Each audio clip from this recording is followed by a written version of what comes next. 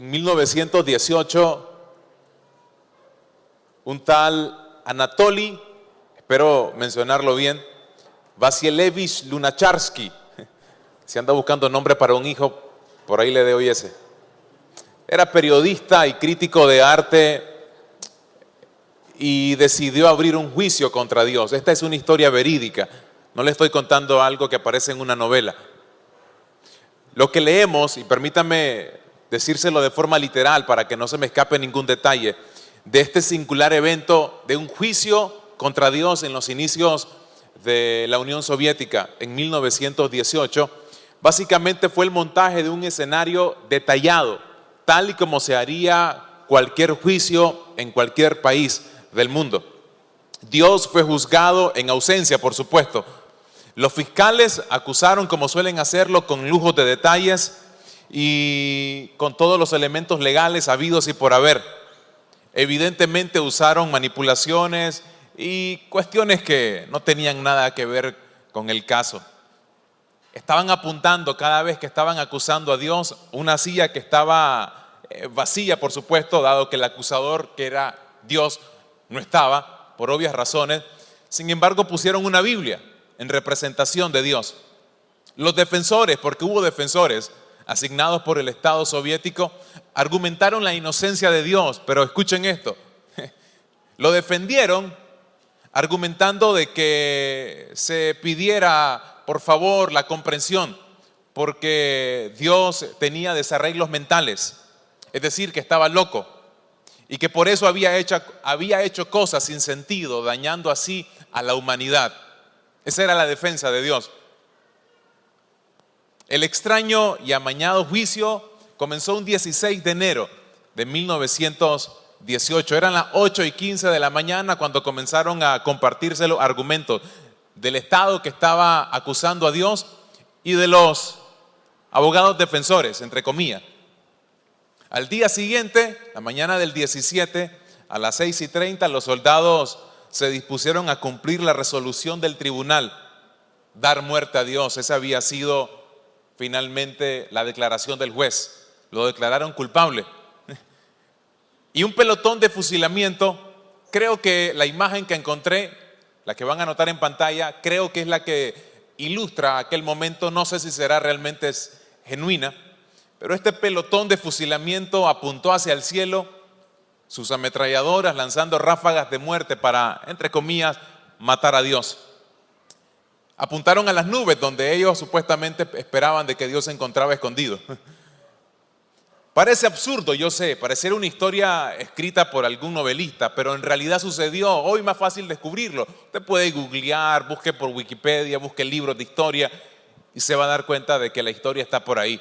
Evidentemente, con el pasar de los años, incluso algunos de los que motivaron este tipo de juicio luego entendieron de que se habían pasado de la raya, que era un absurdo, que en realidad no tenía sentido, pero lo que querían decir, entre otras cosas, es que Dios no podía entrar en la ecuación de la vida de la gente. Y luego que leí esta historia me puse a pensar, nosotros con frecuencia vivimos en una sociedad que tiende a sacar a Dios de la ecuación de su vida. Es decir, Dios no cabe dentro de lo que nosotros conocemos como vida. No cabe en nuestras decisiones, no cabe en nuestros valores, etcétera. Y al mundo, la sociedad, se le hace más fácil odiar a Dios, rechazar a Dios, que aceptarlo o amarlo. Y creo que se le hace más difícil a la sociedad cuando no siempre como iglesia mostramos un modelo de cómo se supone que se tiene que amar a Dios, de cómo se supone que se tiene que desarrollar una relación con Dios. La iglesia, y digo la iglesia, no me refiero por supuesto a la iglesia local, a nosotros, sino me refiero a la iglesia de Cristo en general. Lamentablemente no siempre logramos modelar una genuina, auténtica y honesta relación con Dios.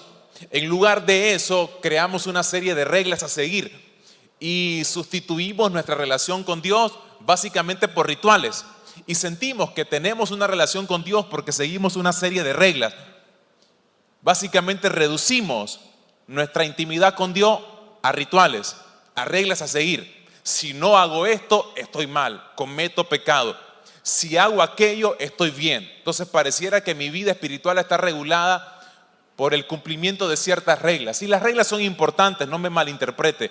Creo que las reglas están puestas para darnos cobertura, protección, etcétera. Pero mi vida espiritual no puede estar definida o regulada simplemente por principios o reglas, sino, como usted notará, la vida cargada de reglas y principios se vuelve desgastante, angustiante y se vuelve religiosa. Y provoca de que la gente allá afuera, los que no están relacionados con el tema de iglesia, tengan cierto rechazo a la vida cristiana que muchas veces modelamos. Porque modelamos una serie de principios religiosos, no mostramos una relación genuina y transparente con Dios. Todo lo contrario.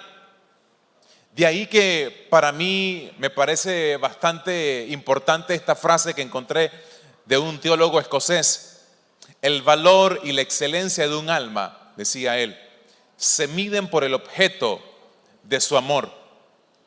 El valor y la excelencia de un alma se miden por el objeto de su amor, no por las reglas que yo sigo, no por los principios que yo abrazo. E insisto en esto, los principios son importantes. Yo creo que necesitamos, no es que creo, estoy convencido que necesitamos convicciones, valores, principios que abrazar para tener una vida correcta, una vida que camine conforme a la voluntad del Señor. Pero divorciado del amor, los principios se vuelven huecos. Como lo decía el apóstol Pablo, de nada me serviría hablar un lenguaje espiritual, pero que separado del amor o divorciado del amor es como un címbalo que retiñe, un tambor que suena hueco. De nada me sirve venir cada servicio y estar divorciado del Dios al que le vengo a levantar las manos y no tener intimidad con Él, no tener relación con Él. Porque muchas veces, en mi caso, mi estimado y mi estimada, reduje mi relación con Dios al cumplimiento de ciertos ritos, venir un domingo, venir un miércoles, venir un sábado, leer la Biblia, porque como soy cristiano tengo que leer Biblia, pero no porque realmente dentro de la Biblia iba a encontrar al Dios al que tanto amo y al que tanto espero conocer. Y aquí es cuando muchas veces, creo yo, que fallamos. Uno de los momentos más importantes, me atrevo a pensar, de las enseñanzas de Cristo, fue cuando un escriba, un fariseo de la época, se le acerca al Señor luego de que el Señor venía de discutir con un sistema religioso llamado los saduceos. Los saduceos y los fariseos no se llevaban muy bien. Eran los religiosos de la época. Eran quizás las dos corrientes religiosas más importantes del judaísmo en aquel momento, cuando Cristo vivió.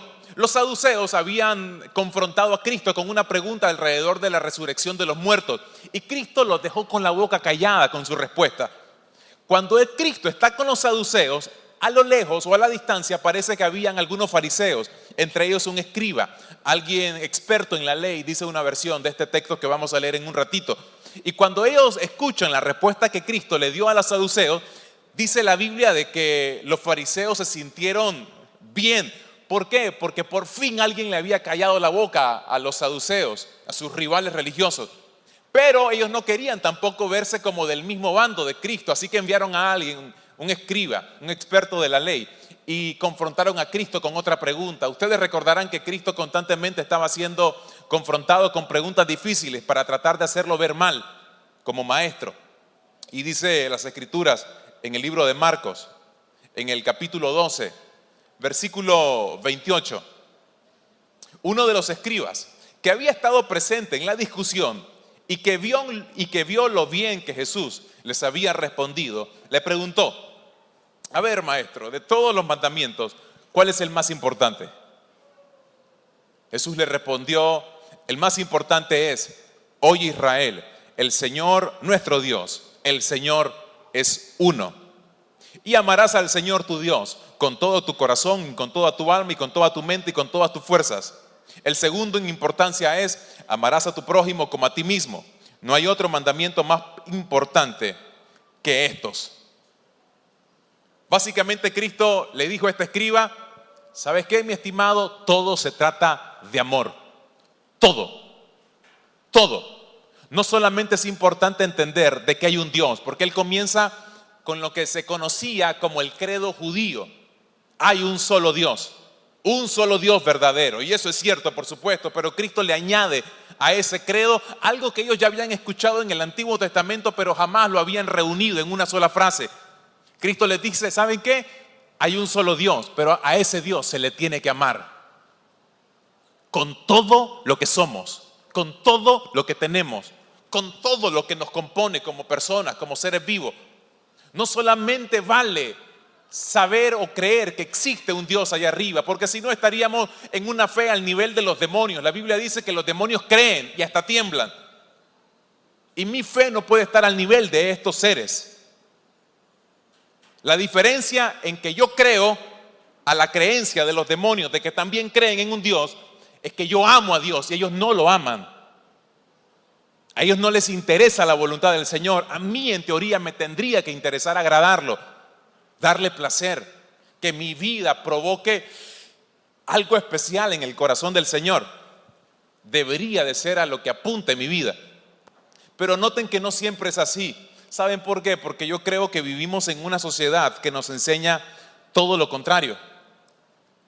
Creo que hay 4 cosas fundamentales que esta sociedad nos ha enseñado y que lamentablemente, incluso como iglesia, nosotros, insisto, como iglesia de Cristo en general, hemos caído.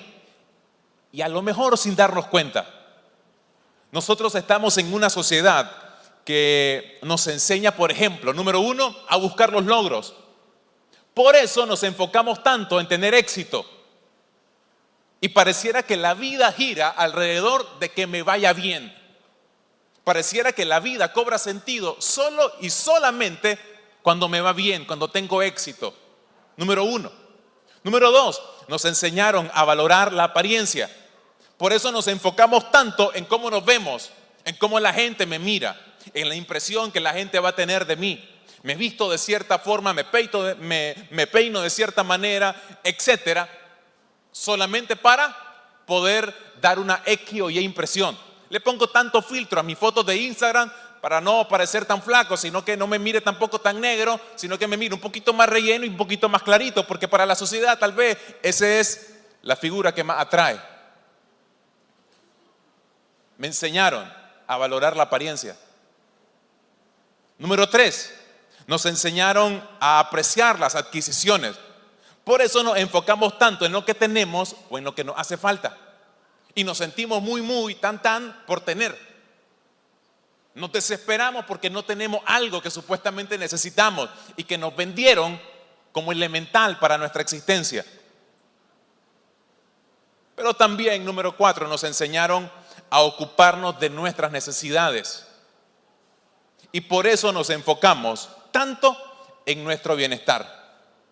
Ahora, ninguna de estas cosas es mala necesariamente.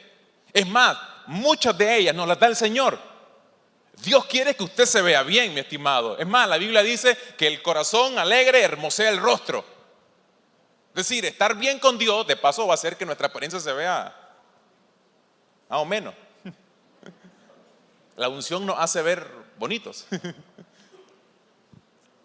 Dios quiere, por supuesto, que usted tenga éxito en la vida, que usted pueda cumplir sus sueños, etcétera. Pero eso vendrá como añadidura, como parte de mi relación con Dios, pero no como el eje de mi vida. No como lo que traza el rumbo de mi existencia. No es mi propósito tener éxito. Será parte de lo que Dios me bendiga. Pero no nací para tener éxito necesariamente. ¿Por qué? Porque al menos no éxito como la sociedad lo entiende. Porque a la vuelta para nosotros éxito no es cumplir todos nuestros anhelos. Éxito es vivir en la perfecta, buena y agradable voluntad del Señor. Amén. Eso es éxito finalmente. Entonces no es malo. El punto es que mi vida no gira alrededor de esto. Ahora, y cuando Cristo da esta respuesta al escriba de todo se trata de amor, se lo está diciendo a alguien que está viviendo en una sociedad donde todo se resolvía con leyes. Habían 613 leyes aproximadamente en aquella generación y los judíos básicamente vivían bajo estas 613 leyes. Noten esto, 365 de las 613 leyes tenían que ver con cosas que debían evitar o no hacer. Su vida giraba en relación a esto. De las 613 leyes, 365 eran cosas a evitar o cosas que no tenían que hacer. Las restantes 248 eran cosas buenas que se esperaban que hicieran. Qué cansado de vivir una vida donde tengo que estar pensando cuántas leyes llevo cumplidas.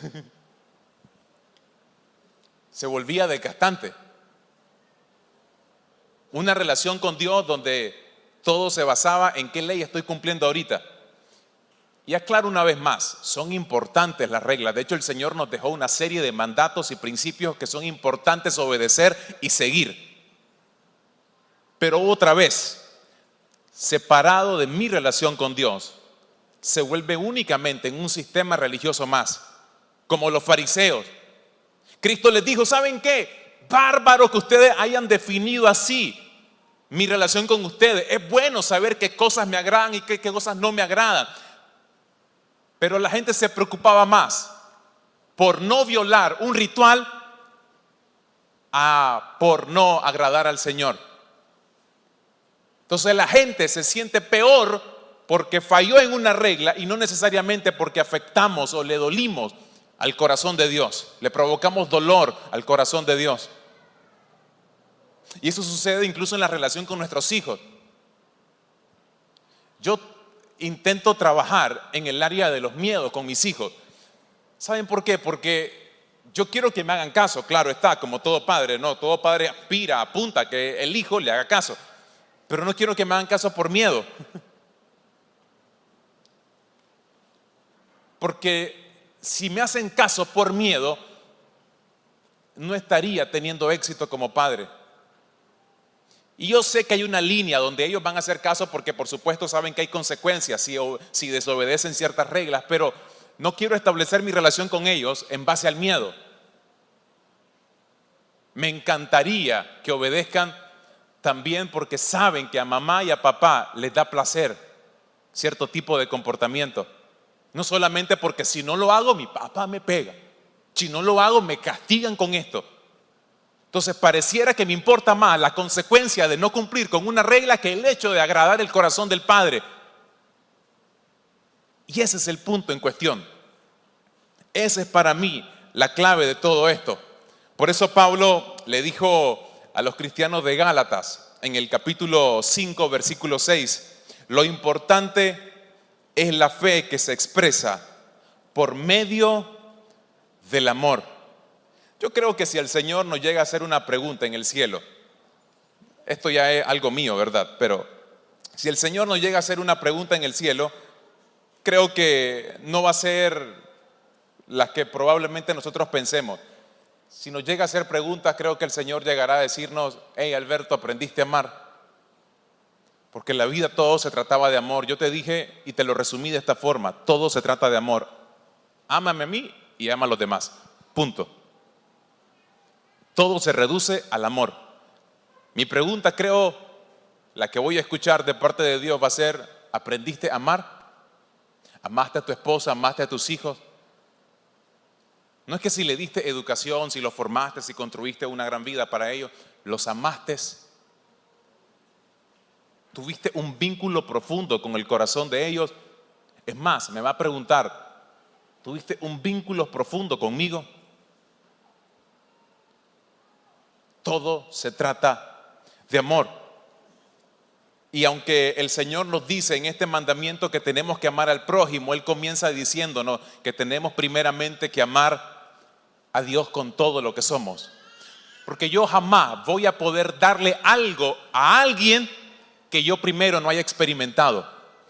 Y mi estimado, muchas de las situaciones duras que vivimos, por ejemplo, a nivel de familia, a nivel matrimonial, a nivel relación padre e hijo, tiene que ver con el hecho de que no sabemos traducir el amor que supuestamente tenemos aquí por la otra persona y que a la vuelta no lo logramos expresar de la forma correcta. Entonces somos toscos al hablar, no nos damos cuenta que nuestro comportamiento expresa todo lo contrario al supuesto amor que tenemos. Y a algunas personas se les va a ser difícil dar porque simplemente no lo tienen, no lo han disfrutado, no lo han probado. Y la única manera de yo poder amar a alguien de verdad habiendo experimentado inicialmente ese amor con Dios. Es lo primero. Por eso quiero aprovechar para desglosar cómo aquí Jesucristo nos enseña que deberíamos de amar al Señor. Observen nuevamente Marcos 12, versículo 30. Y amarás al Señor tu Dios con todo tu corazón y con toda tu alma y con todas tus fuerzas. Leí algunos comentaristas bíblicos y dicen que lo ideal es poder tomar todas estas expresiones diferentes de corazón, alma, mente y fuerzas como una repetición en diferentes palabras de una misma idea. Es decir, cuando te dice con todo tu corazón, con toda tu alma, con toda tu mente, con toda tu fuerza, es casi decirte con toda tu alma, con toda tu alma, con toda tu alma, con toda tu alma. Otros dicen en cambio de que tenía una intención el Señor cuando comenzó a mencionar corazón, alma, mente y fuerza. Cuando usted las estudia son palabras que están por supuesto todas relacionadas, todas vinculadas, todas forman parte de nuestra esencia. Pero permítame sacar uno a uno algunas enseñanzas que me parecen puntuales. ¿Cómo amar al Señor? Número uno, con todo el corazón. ¿Cómo amar al Señor? Con todo el corazón. Estaba escuchando hace un par de años, o 3 años tal vez, si no mal recuerdo, a alguien que estaba compartiendo un dato que me pareció bastante curioso. Dicen que cuando hay trasplantes de corazón, suceden algunos casos bastante curiosos, bastante interesantes. Decía esta persona que el corazón segrega hormonas, semejante a lo que hace el cerebro, por ejemplo. Y el segregar hormona provoca algo que se le conoce como memoria. Eso significa, dicen algunos estudios médicos, de que cuando hay personas que han sido parte de un proceso de trasplante de corazón, tienen experiencias medio extrañas. En algunos casos se han escuchado, por ejemplo, que personas que luego que se les donó un corazón, comienzan a tener sensaciones medio raras, como que tienen recuerdos o memorias o sentires que no son propios de ellos. Entonces, algunos estudios, esto está todavía lejos de comprobarse de forma más científica, por supuesto, pero algunos estudios especulan de que se trata de esto precisamente, de la memoria del corazón. Y normalmente estos sentires que hay en las personas que recibieron el corazón nuevo están vinculados con el donante. Insisto, son cosas que todavía están en proceso de investigación y de ser todavía más fiables. Pero me pareció interesante cuando lo escuché porque pensé, creo que es la forma en la que Dios opera con nosotros. Yo no puedo amar al Señor con un corazón que está defectuoso, con un corazón que está lleno de ira, de rencores, de amargura, de traumas, de heridas, con un corazón lleno de tantas cicatrices que no han logrado, que no son ni cicatrices, porque todavía la cicatriz estaría cerrada, heridas que están abiertas y que no han cicatrizado todavía. Se me hace difícil amar al Señor de esa manera. Por eso yo estoy convencido, como vamos a leer en un ratito, que la única forma en la que yo puedo amar realmente al Señor es entregándole mi corazón, y Él en retribución me entrega un corazón nuevo, un corazón diferente, con la capacidad inclusive para poder amarlo, porque de otra manera se me haría difícil. Y aquí la palabra corazón, noten en pantalla lo que significa, implica toda nuestra actitud de constante entrega y constituye el centro de los deseos y la voluntad. ¿Saben cómo me doy cuenta si realmente amo o no al Señor con todo mi corazón? Viendo mis deseos. ¿Cuáles son mis deseos más profundos? ¿Cuáles son los deseos más profundos de usted? ¿Qué es lo que usted más desea en la vida?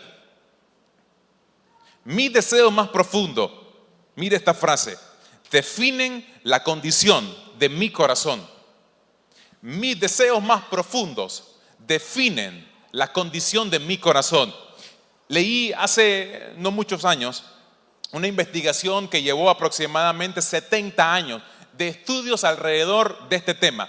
¿Qué es lo que la gente desea? ¿Qué es lo que la gente más desea en la vida? Insisto, fue un estudio bastante extenso. Se extendió por casi 70 años y llegaron a esta conclusión.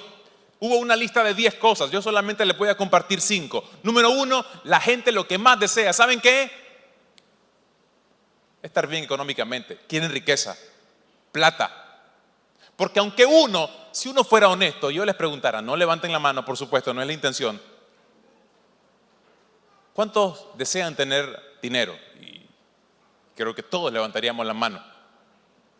¿Cuántos sabemos que la plata no lo es todo? Todos levantaríamos la mano. Pero en el fondo hay un conflicto interno entre saber de que el dinero no lo es todo y saber que si tuviéramos mucha plata, muchos clavos no estarían. Por eso en este estudio se llegó a esta conclusión. La riqueza es lo que la gente más anhela, número 1. Número 2, cumplir sueños, es decir, sentirse realizados en la vida.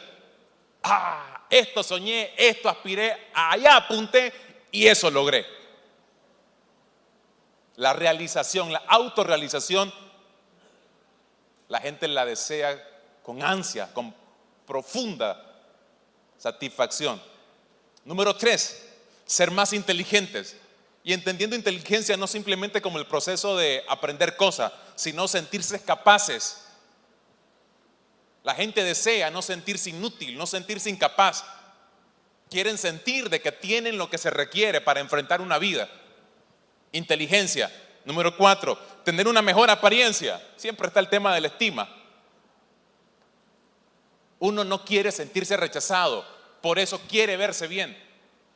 Porque no resistimos la idea de ser rechazados por la gente. Y número 5, decía este estudio, lo que más deseamos es relaciones. Y relaciones significa casamiento, significa noviazgo, amistades. La gente se siente plena y lo que más anhela es tener gente a la que pueda amar, con la que pueda relacionarse.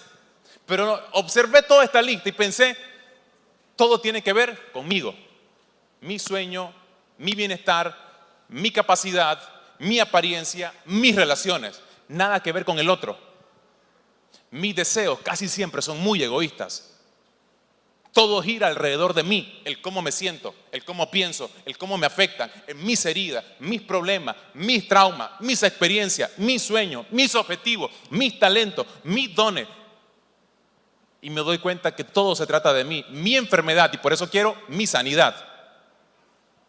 Mi matrimonio quiero que esté bien. Entonces pareciera, y no está mal, insisto, todo esto no está mal, porque muchos lo conseguimos incluso con Dios. Esto no está mal, esto no es pecado. Desear eso no es pecado, no es malo. Pero otra vez, no es el eje de mi vida. Y es complicado porque decirlo es fácil. Y ahorita que lo estoy diciendo, fácil lo decía Alberto, pero otra cosa es, ¿no te has visto porque también querés a veces eso? Que a veces pareciera que tu mayor deseo es eso. También, algunas de esas cosas que están en esa lista. Me gusta lo que dice por eso el profeta Ezequiel en el capítulo 36, versículo 26 y 27. Y les daré, hablando de parte de Dios, un corazón nuevo.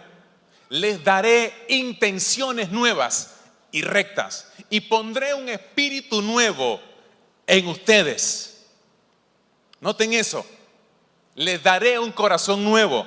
Y les daré intenciones nuevas y rectas. Pondré un espíritu nuevo en ustedes. Les quitaré sus corazones de piedra, tercos e insensibles, y les daré nuevos corazones llenos de amor y buenas intenciones, y pondré mi espíritu dentro de ustedes. ¿Para qué? Para que sigan mis instrucciones y hagan todo cuanto es justo y agradable. ¿A quién? ¿Solo a mí?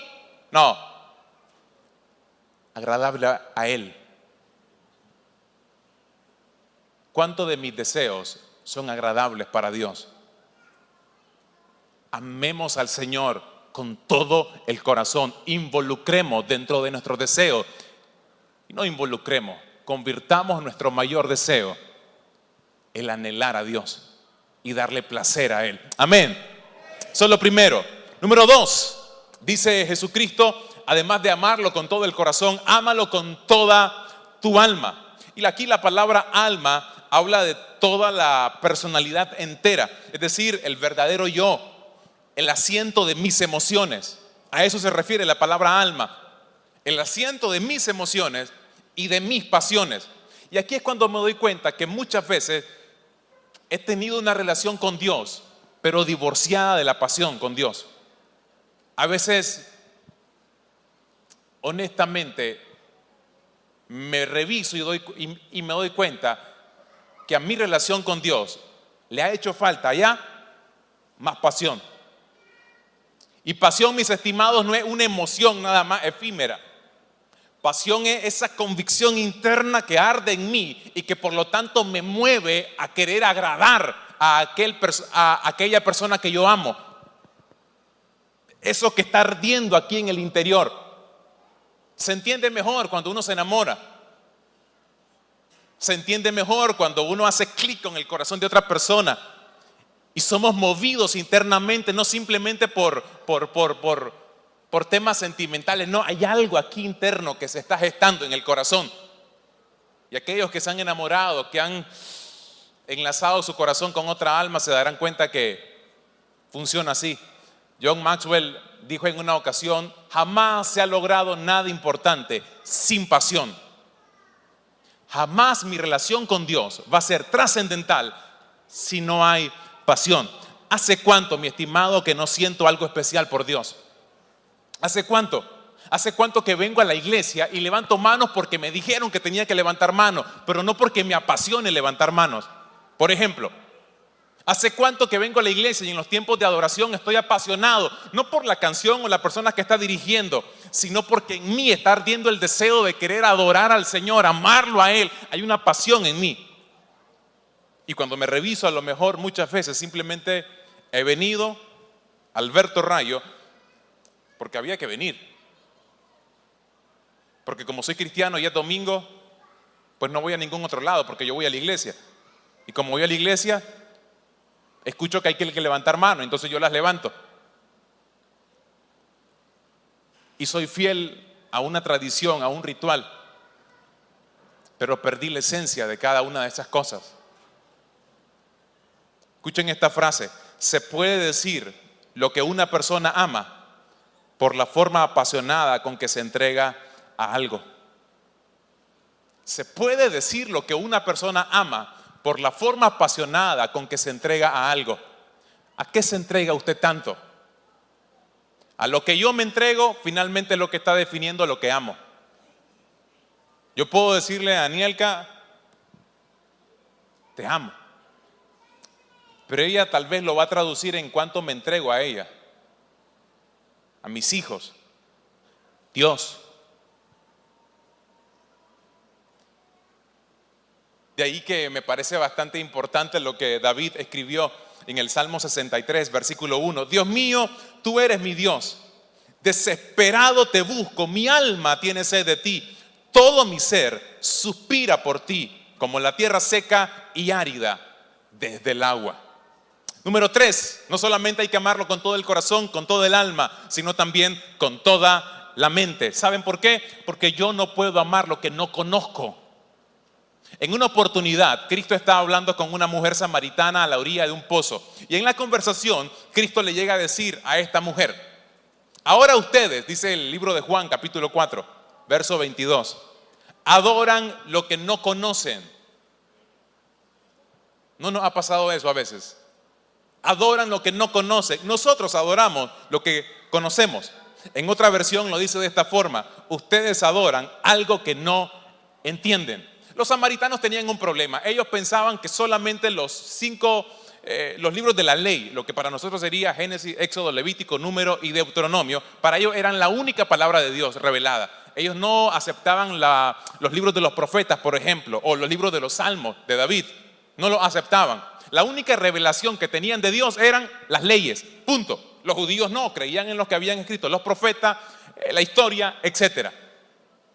Entonces el punto es que Cristo les dice: ¿sabes qué? No me podés amar porque no me conoces. Y hemos pensado de que el intelecto está divorciado de lo espiritual. Y mi estimado, pensar es muy espiritual también. y pensar acerca de Dios es mucho más espiritual. Por eso es importante saber Biblia, leer Biblia, estudiar Biblia, pero no para llenarme de información, sino para ser transformado por el poder de la palabra del Señor. Entonces, en la medida en la que yo conozco más este libro, más me enamoro de él. Entonces ya no estudio Biblia para ser teólogo, estudio Biblia para conocer al que lo escribió, al autor, para enamorarme de él. El profeta Jeremías dijo en el capítulo 9, versículo 24, y noten este pasaje: si alguien quiere hacer alarde de algo, en términos muy nicas sería, si quieres fachentear,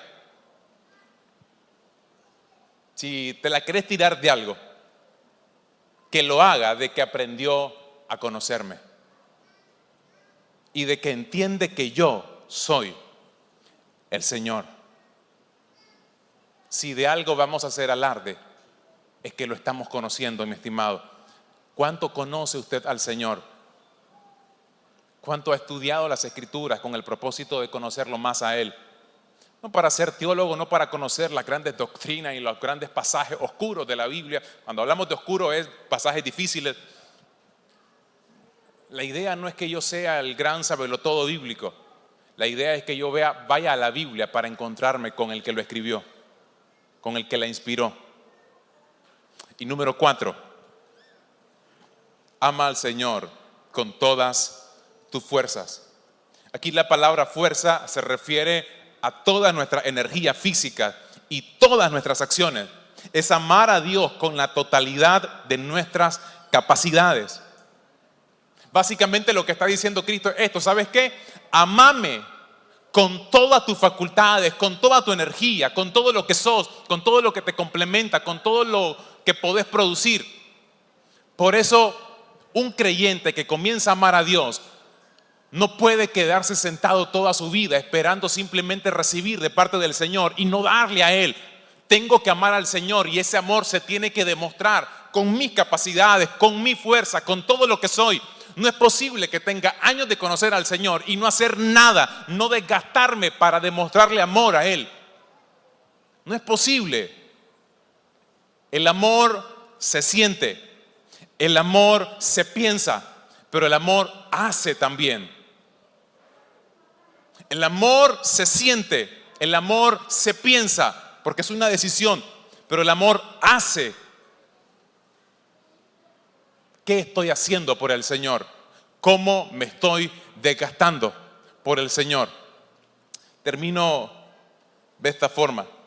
Cuando Jesucristo estaba hablando con este escriba, si ustedes van al versículo 32 al 34, lo pueden leer en casa, se van a dar cuenta que el escriba quedó sorprendido por la respuesta de Cristo. El escriba le dijo, bien, maestro. En otra versión es, excelente, maestro. Jamás lo había escuchado de esa forma.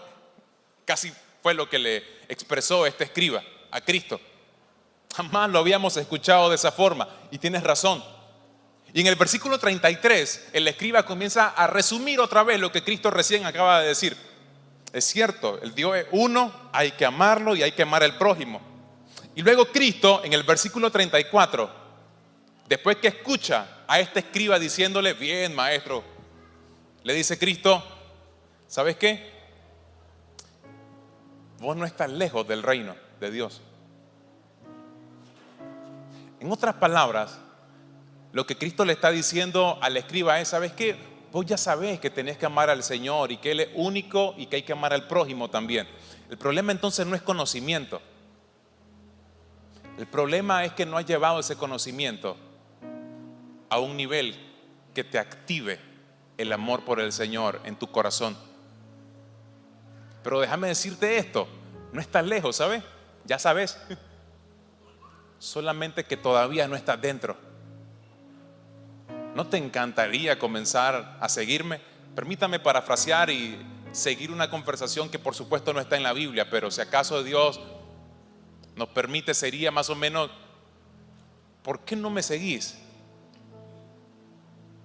Y entras y dejás de estar a la distancia. No estás lejos. Mis estimados, los que estamos acá no estamos lejos de entender esto. Todos, el 99.9%, voy a decirlo, hemos escuchado este versículo, el gran mandamiento. No estamos lejos después de todo, pero tampoco estamos dentro si no lo hemos entendido de verdad. Por eso Cristo, cuando se encuentra con Pedro aquella primera vez, luego de haber cometido el garrafal error de traicionar a Cristo, ¿recuerdan? Está pescando Pedro, el maestro está en la playa, Pedro salta de la barca, se reúne como en película romántica con Cristo, se dan un abrazo, Cristo le tenía un desayuno, comienzan a hablar con los discípulos, por supuesto, luego se lleva aparte a Pedro para tener la conversación más difícil que cualquier persona que ha traicionado a otro va a tener. Cristo viene y le dice: Pedro, una pregunta, ¿me amas?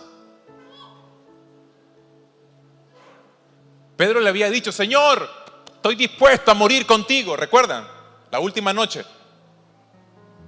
Señor, heme aquí, como podemos decir a veces nosotros, envíame a mí, yo iré a las naciones, envíame a mí, yo soy tu servidor.